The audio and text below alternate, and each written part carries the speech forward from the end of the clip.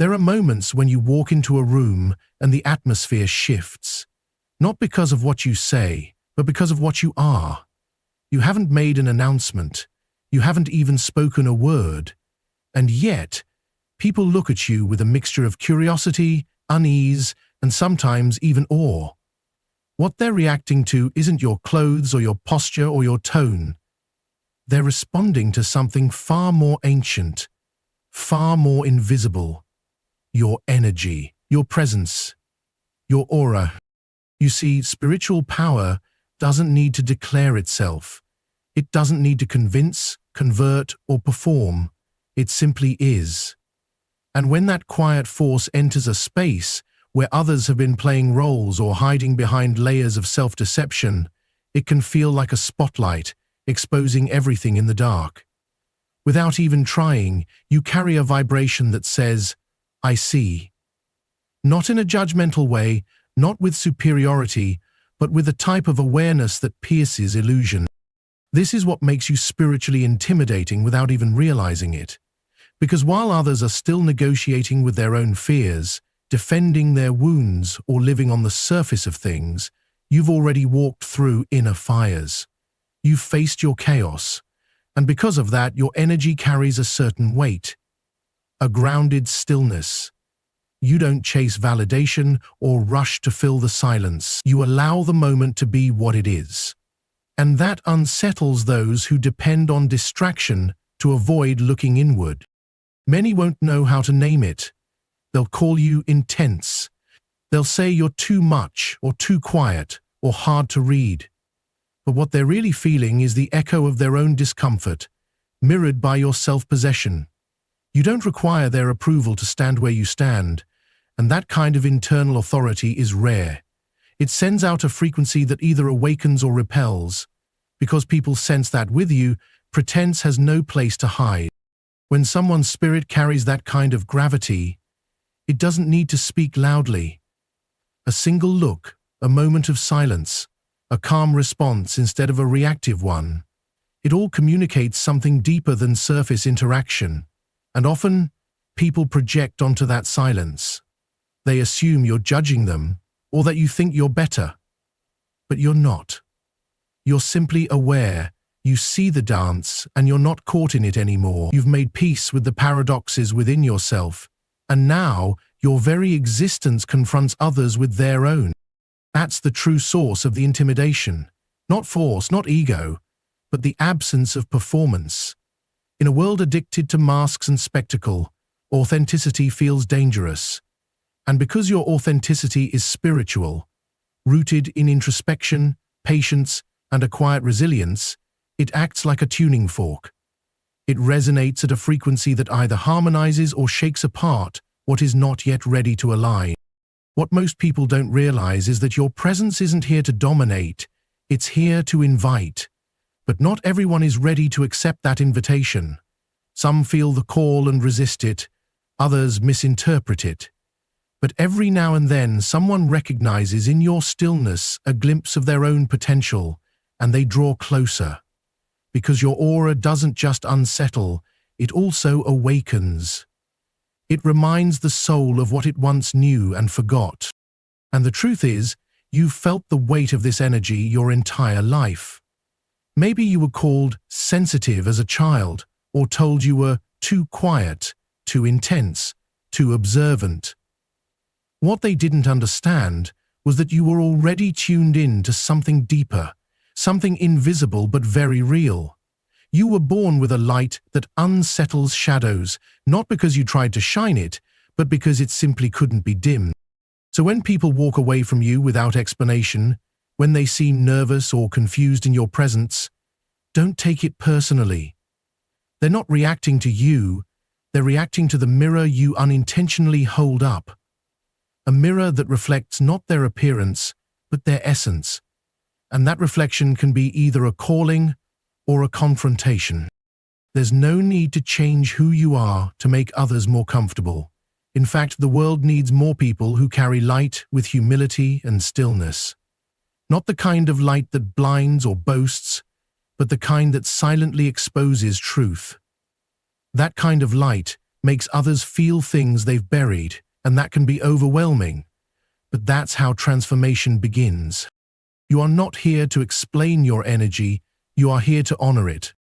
Most people walk through life wearing masks, not out of deception, but out of necessity. They build identities shaped by expectation, survival, fear, and longing. These identities are carefully crafted over time, polished, defended, and protected. But when someone like you enters their space, those masks begin to feel heavy. Not because you're trying to expose anyone, not because you challenge them with words, but because your very presence stirs what they've tried so hard to keep buried. There is something about you, your gaze, your silence, your ability to be fully present, that quietly pierces through performance. You don't need to confront or accuse. You simply see, and that is often more disarming than anything spoken. Without even realizing it, you uncover the masks others wear, and it rattles them to their core. You become a mirror they didn't ask for, but can't ignore. They might not understand what's happening. They might fidget, grow defensive, or distance themselves without knowing why. But what they are truly reacting to is the feeling of being seen without explanation. And for many, that kind of visibility feels threatening. Because in the presence of someone who no longer hides from themselves, the illusion they've built begins to waver. It's not that you're trying to make anyone uncomfortable. You're simply living with a level of honesty that reveals contrast. You've done the difficult work of facing your own shadow, and so you naturally sense where others are avoiding theirs.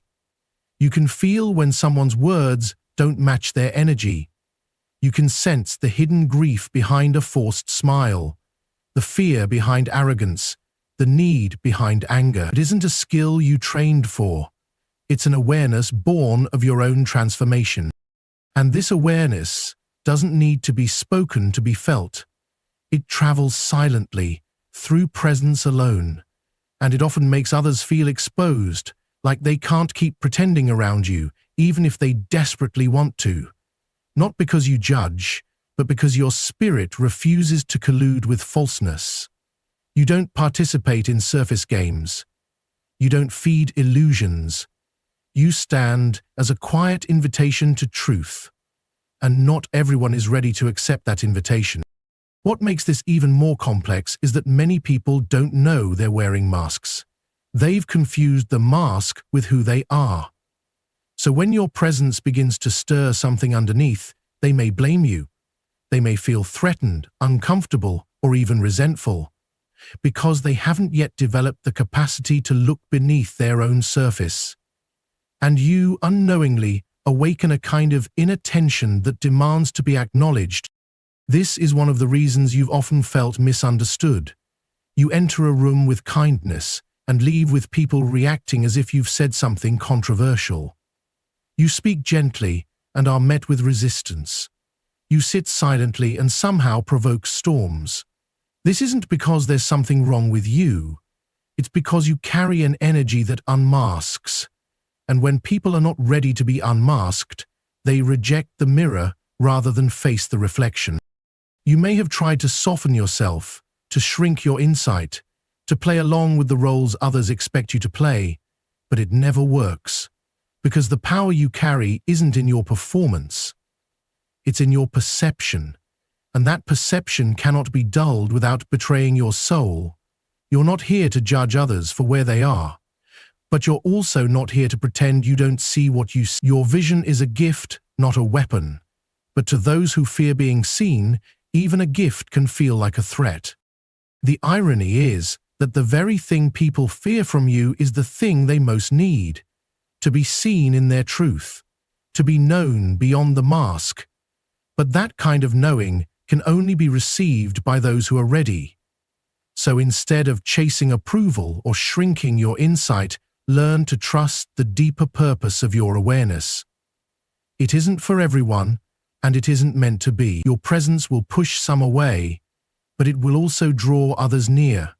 Those who are longing to take off the mask, even if they don't yet know how. You were not born to hide your clarity.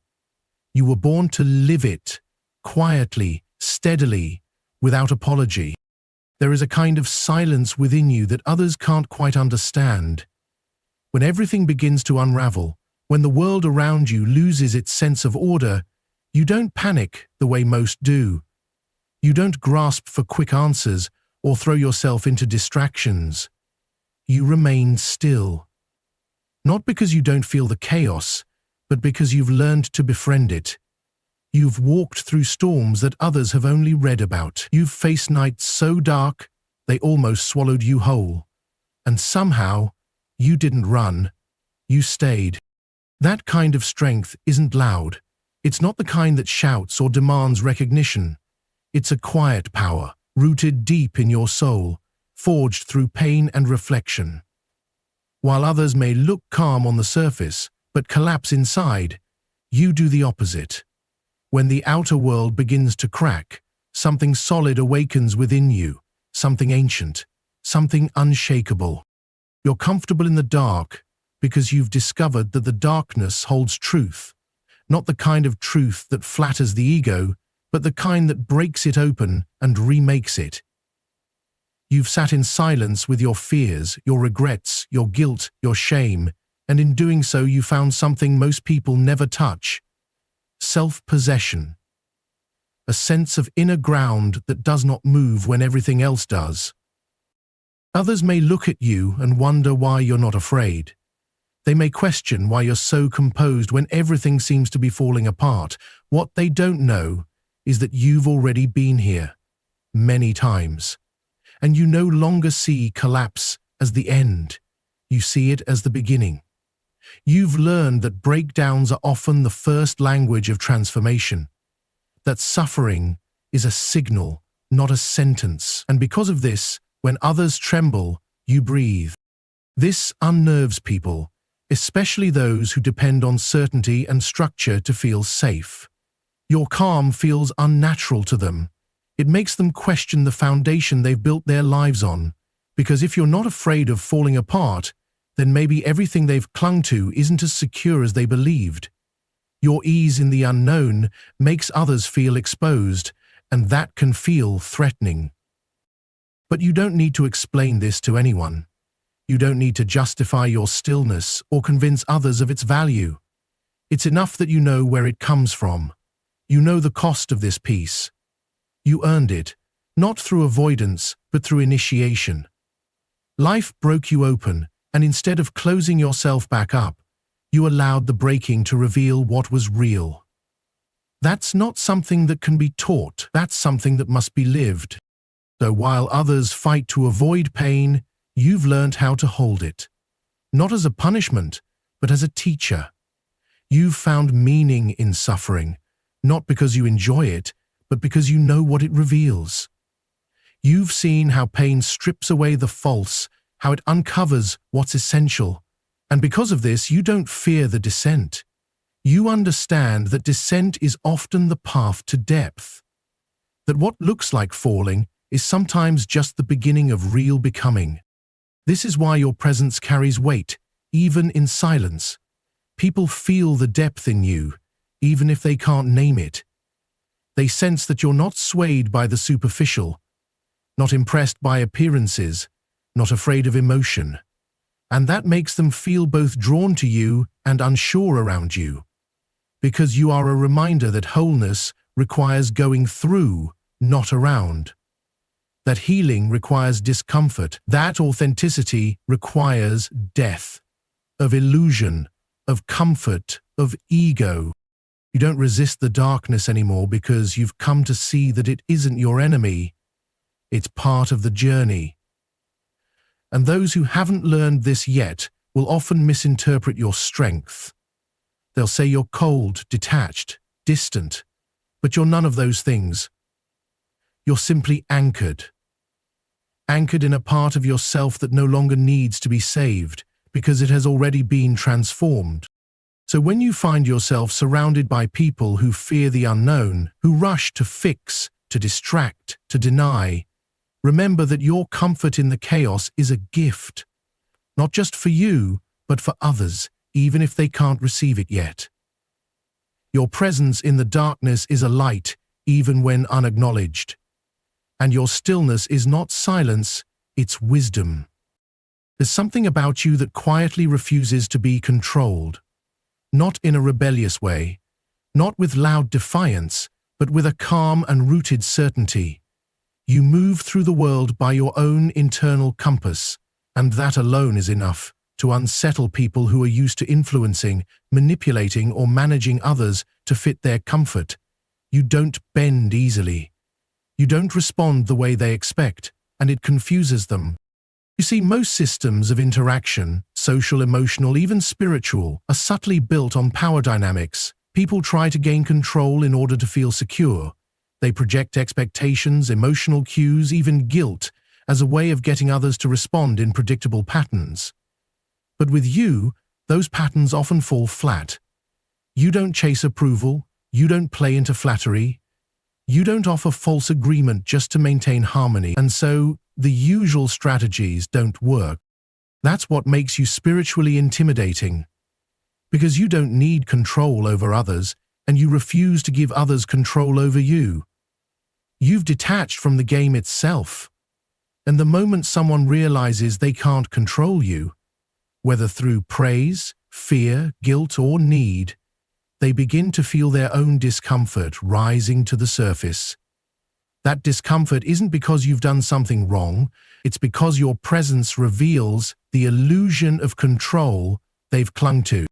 There is power in non-reactivity, not apathy, but conscious non-reaction. When someone tries to provoke you, to manipulate you with emotion, and you don't respond the way they planned, it sends a message, a very clear one. You are not easily moved by force. You are anchored in something deeper. And that kind of inner grounding can feel threatening to those who haven't yet found it in themselves, because they realize they can't pull you into their drama. They can't extract energy from you through chaos. You've stopped participating in emotional entanglement. This doesn't mean you lack compassion. On the contrary, it means you understand the difference between connection and control, between empathy and emotional manipulation. And because of that understanding, you no longer allow others to pull you into roles you didn't ask to play. You no longer say yes when your soul means no. You no longer sacrifice your peace to keep someone else comfortable. And that refusal, gentle as it may be, is often read as defiance by those who rely on compliance.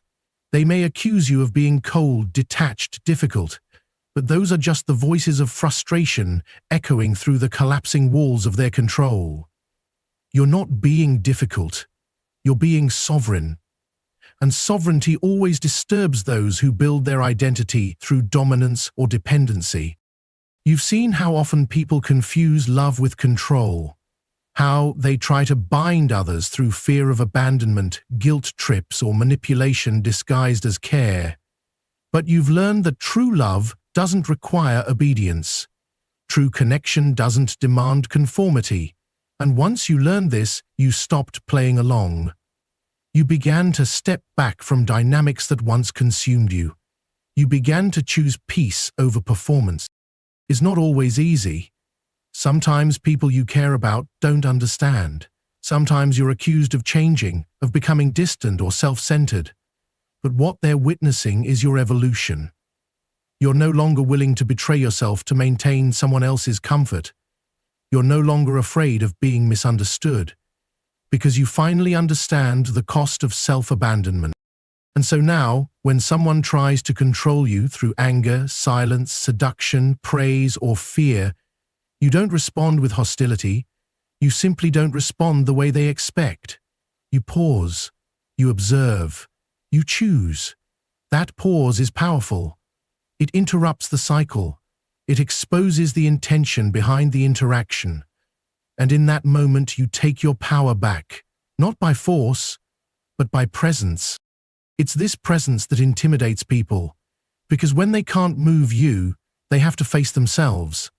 When they can't pull you into their patterns, they begin to notice their own.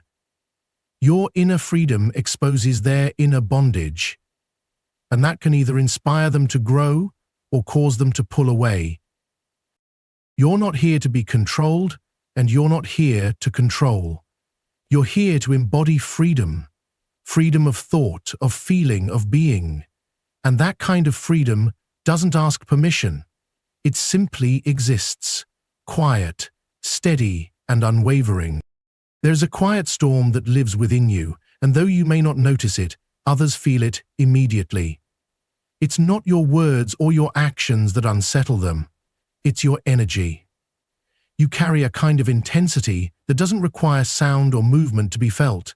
It radiates from you in stillness, in silence, in presence. And what makes it so disarming is that it's not fueled by chaos or ego, but by clarity. You've spent years navigating your inner world, often alone, often misunderstood, and in doing so, you've become familiar with the deeper layers of human nature, the patterns, the contradictions, the wounds hidden beneath polished surfaces. You've learned to see the soul beneath the mask, to hear the pain beneath the laughter, to feel the conflict behind carefully spoken words. You don't judge it, you simply notice it. And that noticing alone can feel like pressure to those who are not yet ready to see themselves. You walk into a room and people instinctively adjust, not because you demand anything of them, but because something in your presence invites truth. It's not even conscious for most, but they feel exposed, as if some unseen part of them is being gently pulled toward the light, and while some are drawn to it, others resist. They feel it as tension, discomfort, or even irritation, not because you've done anything wrong, but because your energy challenges their illusion. This is the paradox of being spiritually intense. You carry a depth that reveals depth in others, and that depth can feel like a confrontation for those who've spent their lives avoiding it.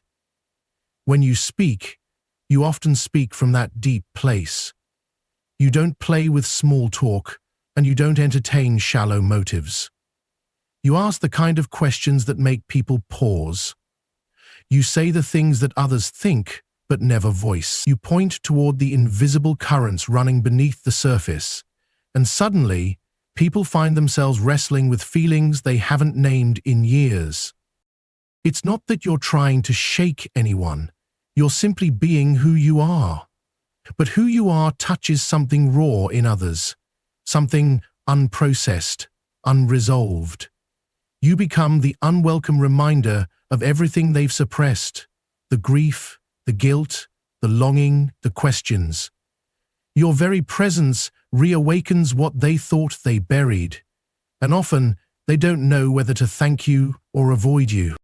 This can be lonely at times. You may find that you're the one others come to in private, but avoid in public. They trust your insight, but fear your presence. They ask for your wisdom, but distance themselves when the truth hits too close. They sense that you won't lie to them, and yet they aren't always ready to hear what's true. That kind of tension can make you feel isolated, like you exist slightly outside the circles you stand in. But this isn't a flaw, it's part of your gift. You don't intimidate others because you're harsh, you intimidate them because you're honest. Spiritually, emotionally, energetically honest. You refuse to play roles that aren't real. You don't perform for acceptance. And you don't reduce yourself to make others comfortable. That kind of integrity is rare. And because it's rare, it can feel threatening to those who are still defining themselves through performance or pretense. You've noticed how people sometimes react strangely around you, how their energy shifts when you're near, how conversations seem to change, how people either open up deeply or shut down completely. And you've probably wondered if you're too intense, too serious, too much. But the truth is, you're simply carrying a light that others aren't used to standing in, not because it's blinding, but because it's honest. And honesty, especially energetic honesty, is one of the most confronting things in the world. What's important to remember is that your energy isn't here to overpower or impress, it's here to reveal. And sometimes, revelation is uncomfortable, but it's also sacred. It's the beginning of awakening, the first step toward healing, and your presence, without even trying, often becomes that first step for others. You don't even have to say much. Just being fully present, anchored, aware, unafraid, creates a field in which others begin to sense what's possible beyond their limitations. It's the field in which others begin to sense what's possible beyond their limitations. You may never know the full extent of the impact you have. Most people won't articulate it. Some won't even understand it themselves. But you must trust that your presence matters. Your intensity isn't a curse, it's a calling. You were never meant to blend in. You were meant to remind others, without words, of who they truly are. There's something sacred about the way you've chosen to walk your path, not by shouting your truth from rooftops, but by living it, quietly, consistently, without needing to prove anything to anyone. You don't carry the loud banners of spirituality or wear your growth like a badge. Instead, you move through the world with a kind of humble power that unnerves those who rely on performance for validation. You don't talk about how evolved you are. You don't need to. People feel it when they're in your presence, and it's that quiet radiance that can disturb them. Because in a world that rewards noise, appearances, and spiritual theatrics, your authenticity speaks louder than any words ever could. You don't need a title to carry wisdom. You don't need external rituals to access depth. And you certainly don't need the approval of others to walk the path that is true to your soul. That kind of clarity is rare. It doesn't seek attention, but it receives it. And when others can't quite place why they're drawn to you or why they feel uncomfortable around you, it's often because they're witnessing something they can't fake. Live your truth without explanation, without justification, and without show. That makes people nervous, especially those who are still clinging to a version of themselves that requires constant performance. When they see a mirror, and in that reflection they realize how much of their identity is still rooted in the need to be seen a certain way, to be praised, to be right. You, on the other hand, have surrendered the need to be seen at all. You simply are. There's no need for spiritual jargon when your life speaks the language fluently. The way you listen, the way you hold space, the way you pause before responding, these are your sermons. The way you choose integrity over convenience, presence over productivity, silence over noise, these are your rituals. You don't need to declare yourself as awakened because your essence does it for you. And it's exactly this quiet power that challenges the performance of others. Many talk about healing, but few are willing to live the kind of life that healing demands. It's not glamorous, it's not always pretty, and it doesn't come with applause. True healing requires humility. It requires you to admit what hurts, to face what you've denied, to shed what no longer fits. You've done that work, not all of it, because no one ever finishes, but enough to move differently now, and that difference is felt. Others may talk about shadow work, but you've become familiar with your shadow. You've sat with it. You've allowed it to speak, to rage, to grieve, and in doing so, you've cultivated compassion, not just for yourself, but for the darkness in others too. That's why you don't react the way people expect. You see through projections. You see through masks. You understand what drives people, even when they themselves do not. And you meet them there, not to fix them, but to hold space for what's real. And that kind of presence is disarming, especially to those who still depend on their spiritual image. They may speak of light but reject the dark. They may preach love but carry judgment. And in the face of your quiet, embodied truth, their contradictions become visible, even to them. That visibility can feel like a threat. And often, without even meaning to, you become the trigger. But you didn't come here to prove your worth or compete for spiritual recognition. You came here to become, to remember, to live in alignment with the soul, not the ego. And so you release the need to convince. You don't chase anyone to understand you. You don't defend your path. You allow it to unfold. And that surrender steady, soft, unwavering, radiates a power that no performance can mimic. This is why you often go unnoticed in crowds, but deeply remembered by individuals. It's why some may forget your name, but never forget how they felt in your presence. Because you offered something real. You didn't sell wisdom, you embodied it. You didn't speak over people, you saw them.